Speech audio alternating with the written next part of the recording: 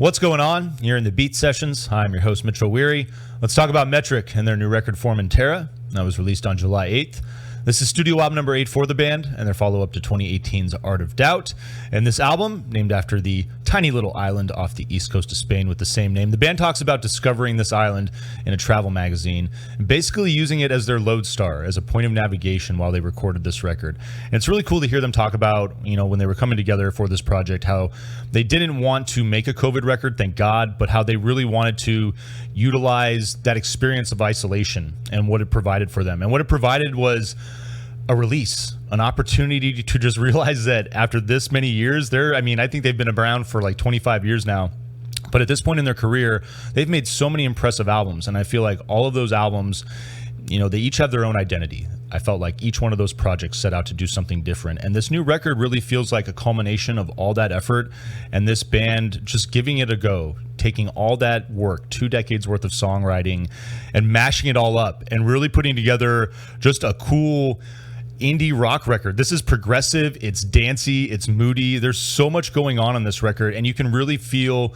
the sense of freedom that they had in recording this thing. I don't want to say that this is the best Metric record out there. That's a great debate to have. They have 8 spectacular records. I'm sure that everybody has their opinion on their favorite. But I do think that this record finds all 4 of these players just in a great creative state. That's what I love about this band too, real consistent with the lineup. I think they had their original bass player that they brought aboard, played for like 2 years, and that's the only lineup change that they've had. They've had the same lineup since 2002 in place, so you can definitely feel the level of consistency that's there as far as this band's progress. And I think that really helps when you sit there and you try to just set down with a goal on each different project, whether you want to make like a true indie rock record, or if you want to make an electro dance record, or if you want to make something that's kind of heavy and industrial, because they've done all this stuff. And so it's Doom Scroller, your first track, really is just it's a fine example of the ambition of this project. I love that it leads off. It's a 10-minute plus song, and it's really I'll say it takes a lot of balls to start a record off with a 10-minute song. The idea with your first track, really, as many of you all probably know, is to hook the listener in, but they're absolutely doing that. This first track, Doom Scroller, is stunning. Let's just get right into it. I mean, they waste no time on this thing. It comes right in with the driving beat and vocal. It's got this spooky synth that I really love. I really love the melody, and this is it really feels like house meets dark industrial. The first part of this song, it really kind of just makes me think of Neo walking through the club in The Matrix. It's got that kind of vibe. Like, I feel like this song could have maybe soundtracked a scene like that. But what's cool about this particular track is that it's an adventure. It's such a journey, and it starts off in a really dark and ominous place. And I think that a lot of us can identify that. But then about halfway through this thing, all of a sudden this composition turns, and you get this just really pretty piano breakdown, and it's almost kind of like this feeling of catharsis, like you've broken out of that darkness, and now here you are, and it's almost kind of like you're having this sense of release with the song, release and relief, both of them. It's really an impressive moment. And then I love the way it just like moves into an alt rocker for the coda. It's you just really they describe it as like a nice big warm hug, the end of this song, and that really is what it feels like. This is it's a damn cool composition. It's easily one of the coolest songs of the year. It's not anything that. This is the type of composition that's not easy to do, and I think that they just hit the nail on the head in all the right ways on this thing. It comes together just absolutely beautifully. So I'm looking forward to all of you being able to listen to that and seeing what you think of that. All Comes Crashing is your second track, though. I love the build and the synth on this song. It's got this great intermittent riff, and I really like the mid-tempo feel of this track. It honestly just it reminds me a little bit of island music. Kind of sounds like something that you might hear if you were just in a tropical locale. It's got that mellow feel to it, and I like the way that this song picks up in the chorus. But All Comes Crashing is this is lyrically, I really like this song. I really like where Emily Haynes is at lyrically on all this record, and her voice sounds spectacular as well too. I dig the unique character of her voice. You can definitely tell when you're listening to her sing. But I know lyrically on this song, she's really quite impressive, and I'll just leave it to you to pull those up and read along. But I think you'll dig what she's doing there. What Feels Like Eternity is your third track. This is one of my two favorites on this thing. This thing has a just a dope bass and vocal intro, and then there's this excellent acoustic guitar that builds into the track. I really like the feel of that. And then when this thing hits, it's just got that solid driving metric sound that I think that they've developed over 25 years now, and it's very familiar. When it hits, you'll recognize it and you'll love it immediately. Formentera is your fourth track.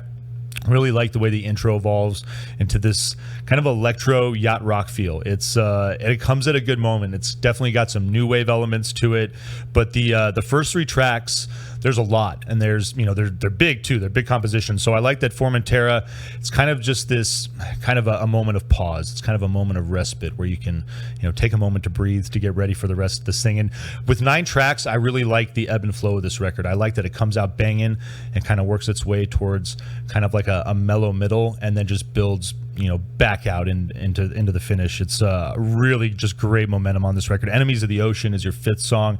It's this breezy electric guitar that's going to kick this thing off. I like the big synths that blend in with that to open. The verses are mellow in the rhythm, and then you get the chorus. It opens up into this like kind of just jaunty feel. It's really got this just like fun kind of bouncy groovy feel to it.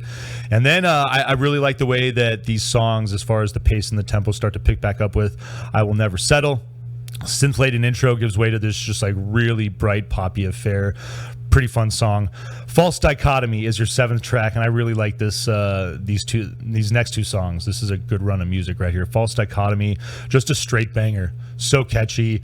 It's a song that you're probably going to hear remixed by a ton of people. You will more than likely hear it on the dance floor for sure.